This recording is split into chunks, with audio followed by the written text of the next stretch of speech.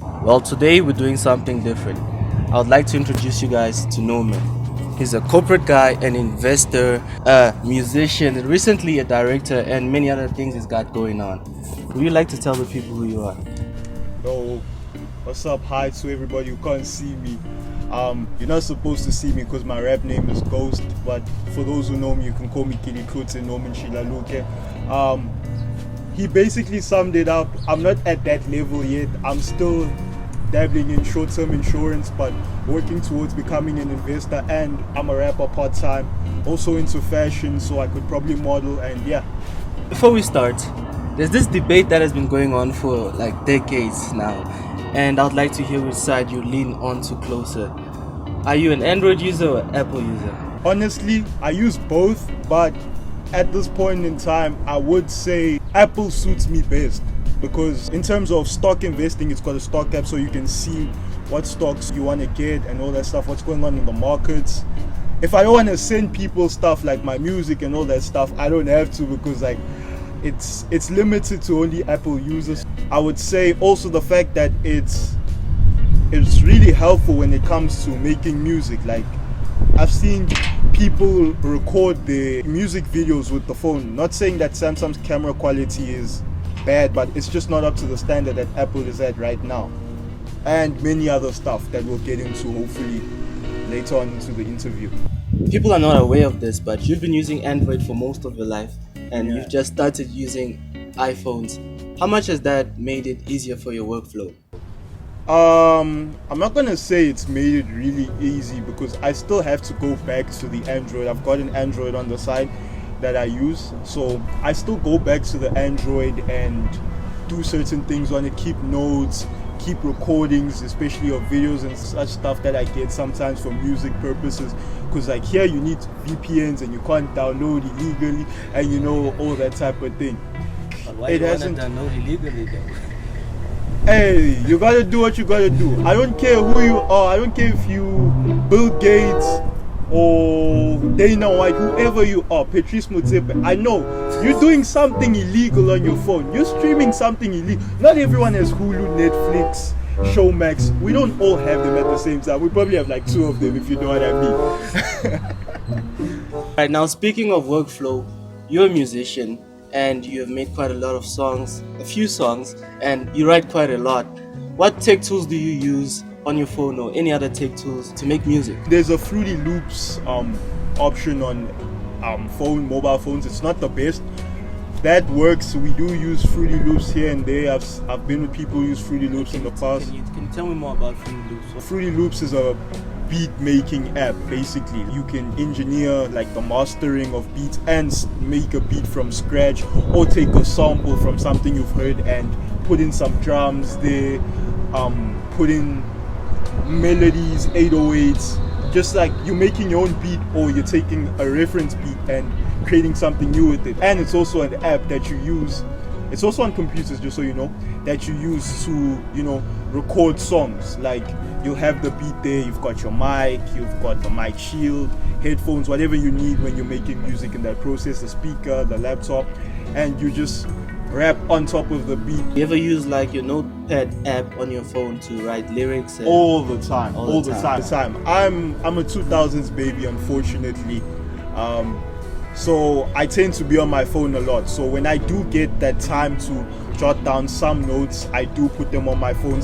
Most of my best work has actually been written on my phone instead of paper, because like I'll write a sentence on paper and throw it away. I forget about what I wrote. Sometimes you're gonna need it again. So when it's on your phone, like you delete it, you've got a recycle bin to find it again. Whereas you don't have a recycle bin in real life. We do, but we don't, if you know what I mean.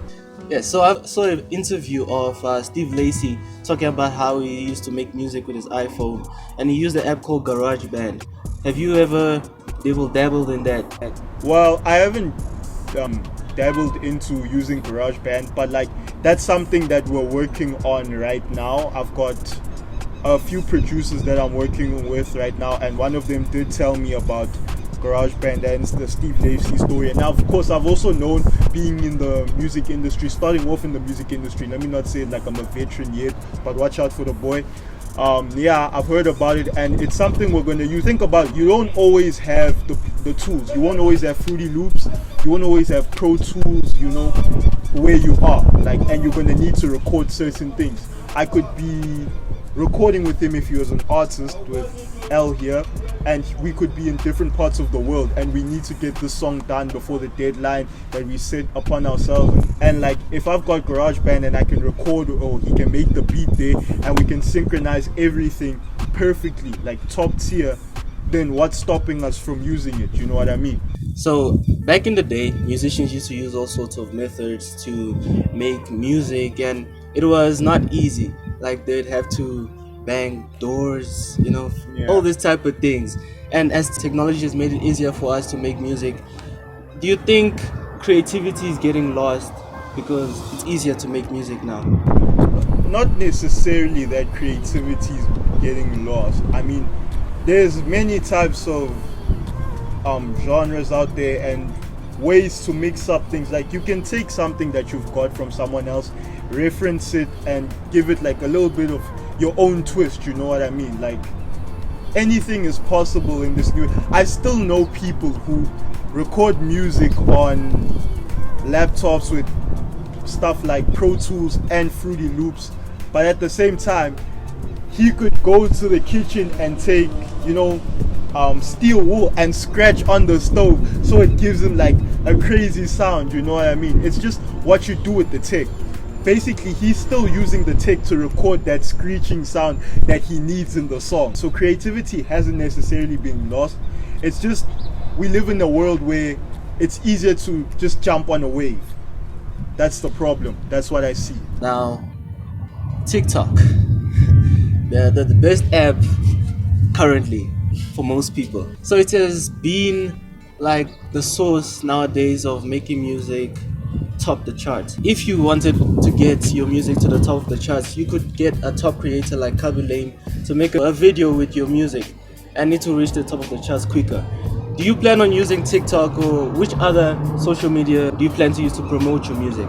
Well, honestly, I don't have TikTok because I don't really dabble in the jokes and all the stuff that they've got there. Not saying that they're not funny, I know that type of thing, but I just don't really see TikTok as something that could benefit me. But if there is a chance that it could help me market my music and market myself as a brand, as the brand that I am, of course I'm going to use it. I mean, I have seen some of my favorite artists, some of their songs have blown up on TikTok, and some of these songs were actually songs from years prior. Like, I remember a Joey Badass song called Love Is Only a Feeling blew up beginning of this year or end of last year on TikTok, and he was getting a lot of views for that song.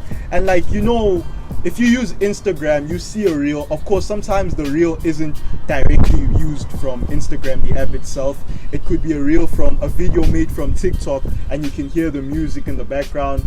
And the fact that maybe someone can use my music in the background of their video and all that stuff, that could benefit me. So I'm not directly using TikTok, but I am still using TikTok as a source of, you know, building my brand, making income, etc, etc. But like, if I can find a way to synchronize my brand and my values, my views on life and TikTok, then what's stopping me? I wanted to get your opinion on short form content. Basically, things like TikTok, where videos are short and quick, and people usually are losing their attention span. What are your opinions on that? Is that a good thing? Is that beneficial to us, or you think that's detrimental? No, it's definitely a good thing. I mean, like, if you're losing your attention span on something, that means it's boring you to a certain extent. If you keep stuff sweet and short and simple, I feel like you always win. Like Leonardo da Vinci says, he's not alive anymore. Ghost. Simplicity is the ultimate sophistication. So like, if you keep stuff simple and short, I mean, more people will have energy to go watch it, check it out, you know, and all that type of thing. Because like, I tend to watch podcasts a lot, but what I've noticed is that I prefer doing something else while watching the podcast, so that I can still be active and it doesn't get to a point where like I feel like I'm just sitting around bored watching people talk or listening to people talk. There's certain things you don't want to focus on. So I could be working, maybe at work, thinking about music, doing something at home while listening to a podcast. It works that way because it's long. But like with the music video, let's be honest, musicians out there, no one wants to see a music video that's an hour long. That's a movie. Yeah. Recently, you told me you had a conversation with another upcoming artist who has released quite a few songs, Trailer Young. Yeah. And you told me you had a conversation with him about character. And I would like to ask you, how does character play a role in making you promotable and noticeable, and how does it distinguish you from everyone else in the industry? Character is something that you need to bring out in every type of industry. I don't care where you work. If you're gonna go look for a job, they need to know what type of person you are. Don't portray someone else. Portray yourself as best as you can, and like be open, be out there, so that people aren't afraid to, engage with you. And in our industry, even yourself, like here making videos, shooting the content that you shoot, for your audience to actually want to, engage with you, you do all these small things. I've seen you make us laugh, I've seen you do all these funny stuff and etc. etc. Character makes you more approachable. As humans, we think alike to a certain extent, but like our character and certain things that we do put us ahead of the curve, and they differentiate us from competition and everyone else who's doing something, So if you don't have a character, you're just the same as everybody else. You're not one in a million, you're all part of the million, not making millions. So for people who don't know, Norman over here is a fashion icon. he's the drip king. Solomon's fish, Drip king. Support local. Yeah. He's the drip king here, and I've always wondered how fashion and technology can become like a union. Yeah. Like Steve Jobs has been able to make iPhones fashionable. All Apple products are fashionable. How can we blend it more? How can we make technology and fashion more of a singular thing? It's crazy. Speaking about that right now, what I've noticed is that in the fashion industry recently, due to COVID last year and beginning of this year, beginning of 2020, whenever, it's been such a long time that we've been inside, I forgot. We couldn't have runways and fashion shows be done like in the public, where the public could see, and also liaise with the models and designers backstage and all that type of thing. Fashion shows were actually done virtually, which was actually a shock to me.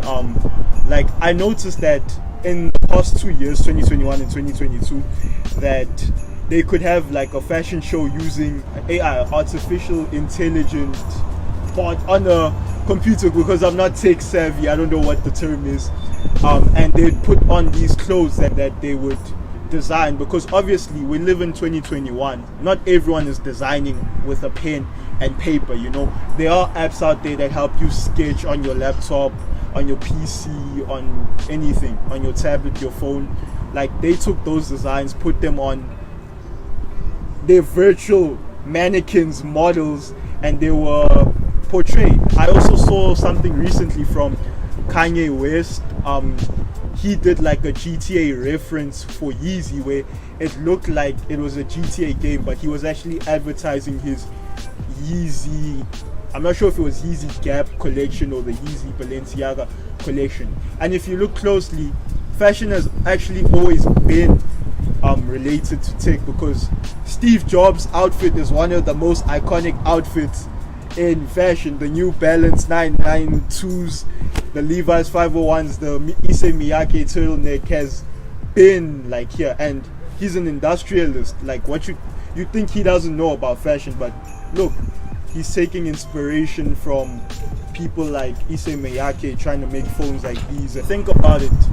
It's been like you played games like Grand Theft Auto, where you dressed CJ according to how you felt comfortable and how you liked the fashion. At the end of the day, regardless of the trends, regardless of the the hype and all that stuff, it's all about being comfortable. The fact that you made a character comfortable using the clothes that you got in the game, as downloadable content, whatever, is you doing fashion.